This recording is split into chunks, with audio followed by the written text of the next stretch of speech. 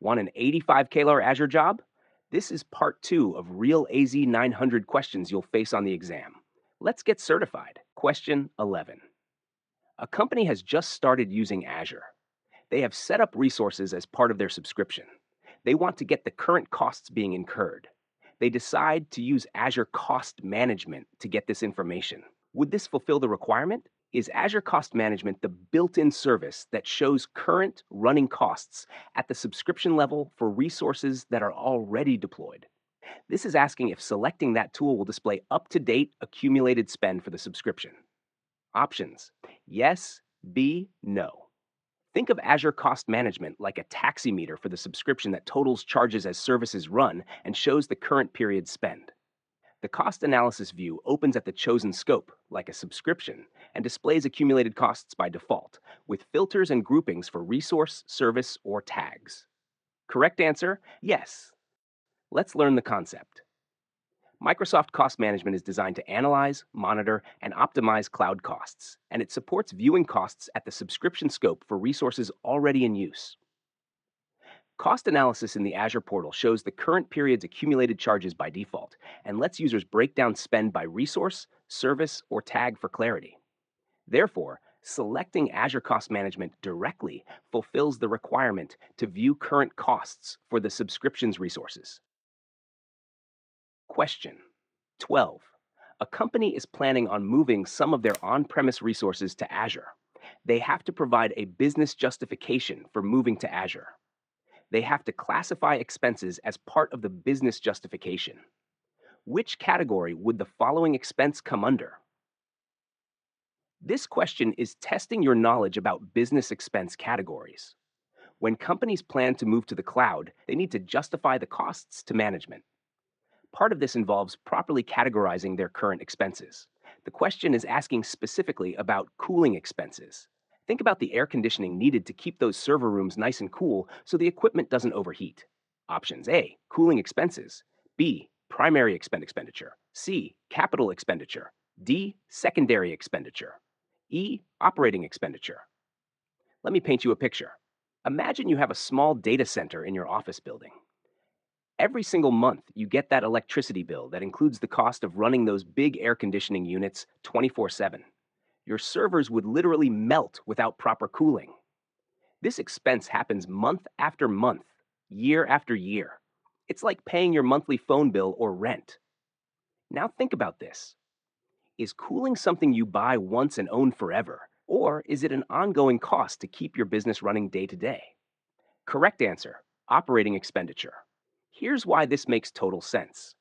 Cooling expenses are classic operating expenditure, or OpEx for short.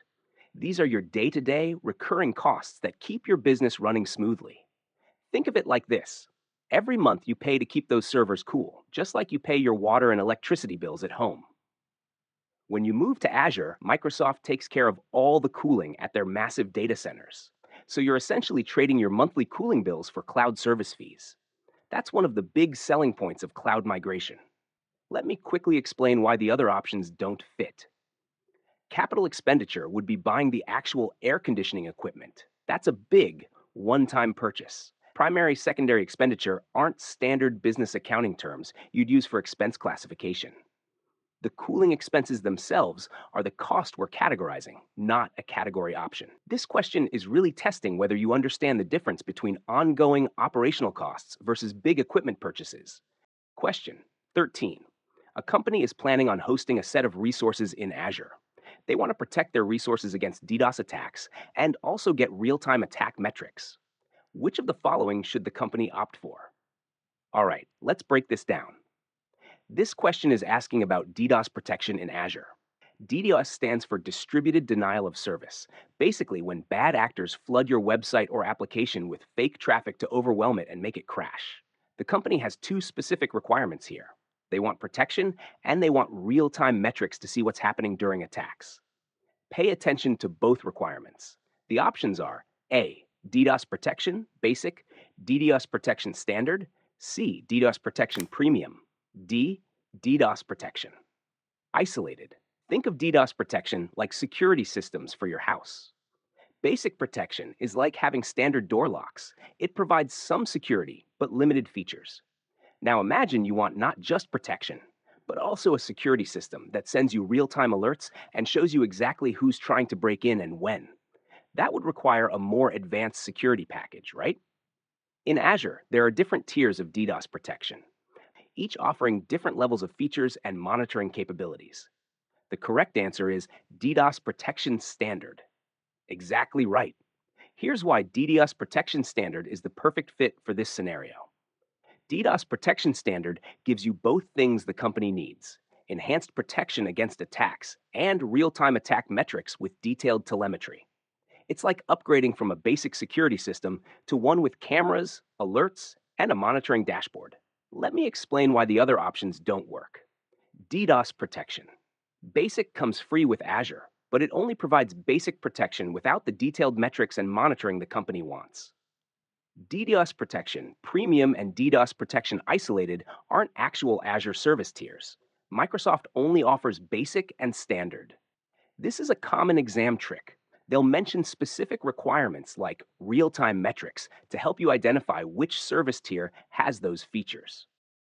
Question 14. A company wants to implement an IoT solution using the service available in Azure. Which of the following would meet the below requirement? Helps provide a powerful data exploration and telemetry tools to help you refine operational analysis. Great question. This is testing your knowledge of Azure IoT services, but with a specific focus. The company isn't just asking for any IoT service, they have a very particular need. Look at the key phrases: data exploration, telemetry tools, and refine operational analysis. They want to analyze and visualize the data coming from their IoT devices, not just collect it. Think about which service specializes in making sense of all that IoT data. The options are A, IoT Hub; B, IoT Central; C, IoT Edge; D, Azure Time Series Insights. Let me give you a real-world analogy. Imagine you have hundreds of temperature sensors in a factory. These sensors are constantly sending data, temperature readings every minute, 24/7. Now, collecting all this data is one thing, but what if you want to spot patterns? Like, hey, the temperature spikes every Tuesday at 3 p.m. Why is that happening? You'd need special tools to explore this time-based data, create charts, and dig deep into trends. That's exactly what this company needs. Not just a way to receive IoT data, but powerful tools to analyze and make sense of it all. The correct answer is Azure Time Series Insights. Perfect choice. Azure Time Series Insights is specifically designed for exactly what this company needs. It's like having a powerful microscope for your IoT data. Here's why it's the right answer. Time Series Insights specializes in storing, visualizing, and analyzing time-based data from IoT devices. It gives you those powerful data exploration and telemetry tools mentioned in the requirement. You can create interactive charts, spot anomalies, and perform deep operational analysis on your IoT data streams. Let me quickly explain why the other options don't. IoT Hub is like the mailbox. It receives and routes messages from IoT devices, but doesn't provide advanced analytics tools.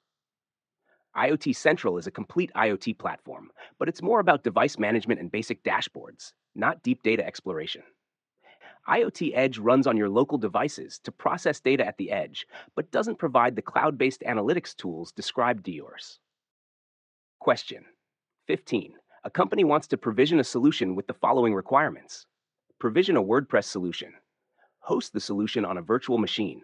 Which of the following could be used to quickly deploy the required solution? This question is testing your knowledge about quick deployment options in Azure. The company has two specific requirements. They want WordPress, a popular website platform, and they want it running on a virtual machine. The key word here is quickly. They don't want to spend days setting everything up from scratch. They want a fast, pre-configured solution. The options are A, virtual machine scale sets; B, Azure Resource Groups; C, Azure Marketplace; D, Azure Web Apps. Think of this like shopping for a computer. You could buy all the individual parts and spend weeks assembling everything yourself. Or you could go to a store and buy a pre-built computer that's ready to go right out of the box. Azure Marketplace is like that electronics store. It's full of pre-configured solutions that other companies and Microsoft have already built and tested. Instead of manually installing WordPress, configuring a database, setting up security, and doing all that technical stuff, You can find a WordPress on VM solution that's already packaged and ready to deploy in just a few clicks. The correct answer is Azure Marketplace. Absolutely right. Azure Marketplace is your one stop shop for pre built solutions. And this is exactly the scenario it's designed for. Here's why it's perfect. Azure Marketplace contains thousands of pre configured templates, including complete WordPress solutions that run on virtual machines. You can literally search for WordPress, click deploy, and have a fully functioning WordPress site running on a VM in just minutes instead of hours or days of manual setup. Let me explain why the other options don't work for quick deployment. Virtual machine scale sets are for managing multiple VMs automatically, but you'd still need to configure WordPress yourself on each VM. Azure resource groups are just organizational containers. They don't deploy anything. They just group your resources together. Azure Web Apps could run WordPress quickly, but the requirement specifically says host the solution on a virtual machine, and web apps use a different hosting model. Think of Azure Marketplace as the easy button for complex deployments. It's where Microsoft and partners publish ready to use solutions so you don't have to reinvent the wheel every time you need something common like WordPress.